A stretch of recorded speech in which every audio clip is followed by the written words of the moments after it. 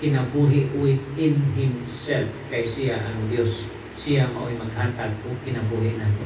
Usa, alagad ta sa Ginoo bisan pa sa atong mga kalisdanan, bisan pa sa atong mga gumunap. Mampileron o tibok panimalay dili ni sayon sa akong gikasulti apan atong tugutan sa atong pagkinabuhi, sa atong pagpadayon sa pag-alagad, ato lamang tugutan ang Dios maoy magahulit niining dapit gidihaan ni Brother Roger Peleron din his panimalay diha sa kasing-kasing niya.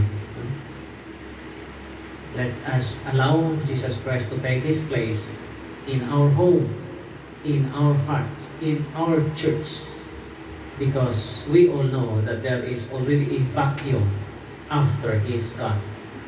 Vacuum sa atong kasing-kasing, vacuum diri sa panimalay, because one of the chairs will be empty. One of sana diha, usa sa mga dapit, usa sa mga lawak nining panimalay, empty. Tungod kay wala na siya. Usa sa mga lingkuranan sa simbahan, empty, kay wala na siya. But then, if we will only allow Jesus Christ to take His place, then Jesus Christ, His presence, will crowd out sadness and sorrow from our hearts. No? Iyang hulipan, kanang bakante nga dapit, kanang vacuum diha, kinaanggi sa iyang presensya.